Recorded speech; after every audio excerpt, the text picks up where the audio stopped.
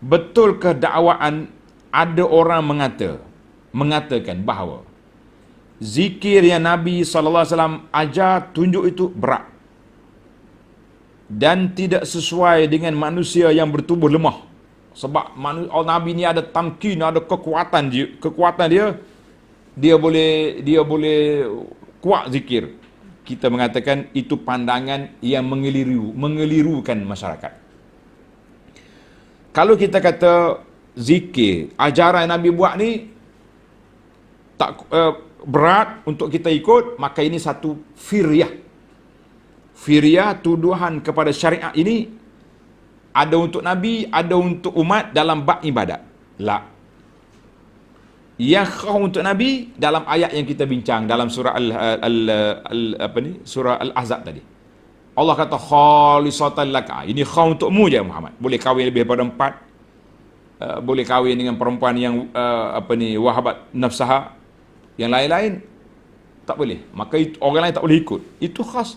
Tapi dalam bab zikir, dalam bab ibadat, saya nak bagi tahu kepada tuan-tuan dan puan-puan. Mungkin oleh kerana kita duk promosi, duk tarwij zikir-zikir yang kita duk ijazah ni. Oh, ini zikir saya ijazah. Baca ni 20 kali, mari selalu malaikat, mari selalu jin tolong kita. Baca ni boleh tu boleh ni. Kita nak tarwij hak kita ketepikan yang sunnah. Tuan-tuan kena ingat.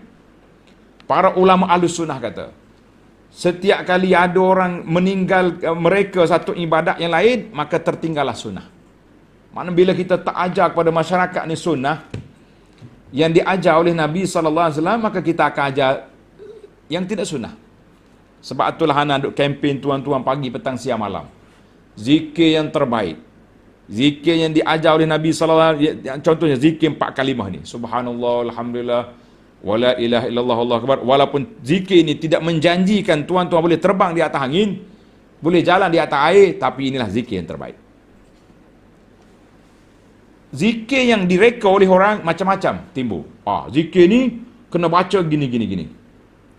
Kalau nak baca dia, jangan baca atas kereta, nanti terlanggar polis pula, terlalu laju pula. Apa yang pelik sangat kita nak ajar kepada masyarakat ni? Kita nak apa sebenarnya dalam masyarakat ni? Kita nak tarwish, nak kempen orang untuk ambil ijazah kita ajar, tapi ingat, bila kita bawa yang ni, mati sunnah. Tak ada zikir yang Nabi berat, tidak ada. Zikir yang Nabi ajar semuanya orang panggil simple dan mudah saja. Tengok ni, Nabi kata apa? 2 kalimah yang ringan atas lidah, berat atas timbangan. Kalau kata zikir hak Nabi itu berat, saya kata betul. Berat apa? Berat di atas timbangan, ringan di atas lidah. Tapi kalau kata zikir hak Nabi ni berat, bila kita zikir jadi gila isim, jadi gila bertambah, lah.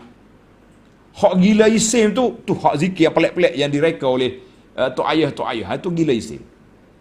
Saya dah jumpa dengan seorang kawan. Ana ajar kepada dia zikir ni pagi petang yang kita ringkaskan daripada Al-Ma'surat.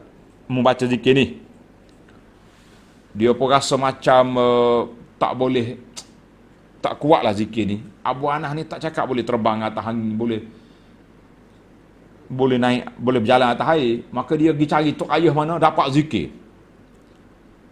Lama-lama dia punya panas zikir ni sampai jadi gila isim, duduk di hospital kena ikat kaki tangan. Bila saya dengar dia sembuh, keluar daripada hospital, tak lama lah ana pun pergi ziarah dia. Bila pergi ziarah dia tengok, ya Abu Anas, dia mari peluk, dia menangis. Dia kata saya overdose. Saya kata apa overdose? Kalau saya beramal dengan zikir pagi petang yang Allah Ta'ala, yang Nabi ajar, SAW ajar ini, selamat saya. Tapi saya pergi ambil zikir yang pelik-pelik, jadi panas, kepanasan, bawa kereta nak langgar orang, nak tepuh orang, tengok bini nak tampak. Ni zikir apa ni? Zikir kepanasan. Kita kata ingat, itu zikir yang berat.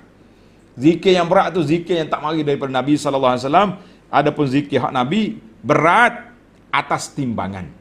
Tengok Nabi kata 2 kalimah ni ringan atas lidah, berat di atas timbangan, disayang oleh Ar-Rahman. Apa dia? Subhanallah wa bihamdih, Subhanallahil azim, subhanallahil azim, subhanallah wa bihamdih.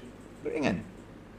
Zikir pagi, petang, Nabi sebut siapa dia kata mi'at marrah, 100 kali. Subhanallah wa bihamdih, 100 kali. Diampunkan dosanya. Jadi hak zikir hak Nabi SAW tidak ada yang berat. Yang beratnya zikir tu ayah tu. Yang bagi juta-juta, baca 10,000, baca 1 juta. Terpaksa kena masuk dalam gua bertapa, itu zikir yang berat. Kalau tak kena cara ni gila isim. Apa pasal? Tak pernah pula Nabi ajar pada sahabatmu zikir 4 kali ni jangan lebih, nanti gila isim. Tak ada.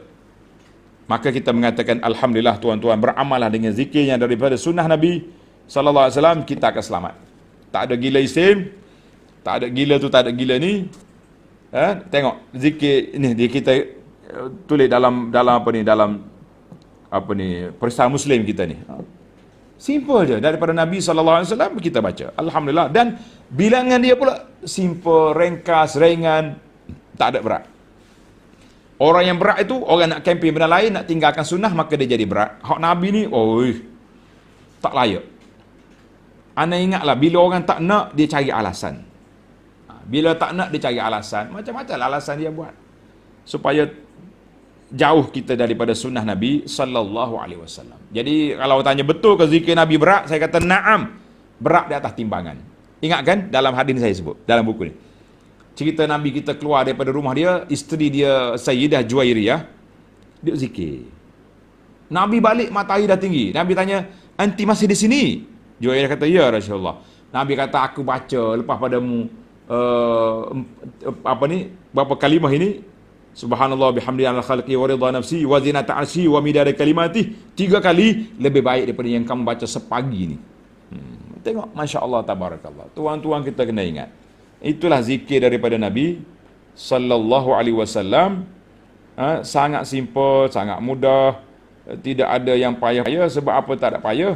Sebab yang payah tu kita buat payah cari benda yang pelik-pelik. Kalau yang cari benda tak pelik, tidak jadi masalah apa-apa. Nabi tanya Juwairiyah, kamu masih di sini?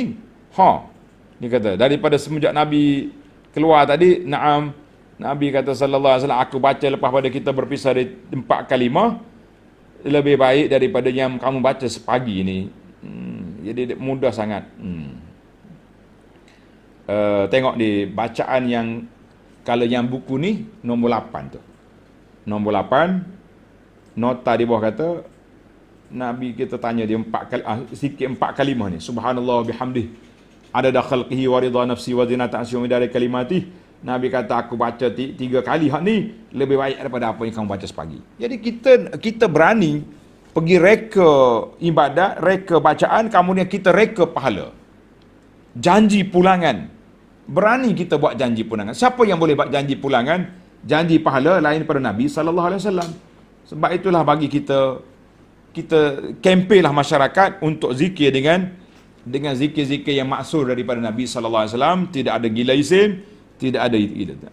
Yang adanya rugi kita ialah. Kalau saya ijazah yang saya ajar ni, tuan-tuan akan percaya pada saya, kebetulan pula selepas dia baca yang saya beri ni, jadi sungguh hak dia nak. Ustaz tu mustajab. Main mustajab ni kak. Kambing pun boleh, apa pun boleh. Jadi alhamdulillah, senanglah hidup saya. Kita tahu, kalau kita kempen masyarakat benda yang pelik, ramailah datang. Tapi kalau apa yang sunnah, sunnah Nabi. Yang baik, hati-hati tuan-tuan, kata-kata kita akan dipersoalkan di hadapan Allah Azza wa Jalla. Bila kita kempen yang tidak sunnah, maka mati yang sunnah. Itu kata-kata ulama. Baiklah, sebenarnya kata-kata ni, soalan macam ni tak payah ditanya. Tak perlu ditanya. Tapi oleh kerana sudah ditularkan, maka kita jawab. Nabi kata apa? Siapa dia baca subhanallah bihamdih 100 kali, diampunkan dosanya walaupun sebanyak buih di lautan. Subhanallah bihamdih. Ringan sangat-sangat. Siapa dia kata berat? Hadis dalam Bukhari. Siapa dia baca waktu pagi subhanallahil azim wa bihamdihi mi'ata marrah, baca petang juga sama. Kan?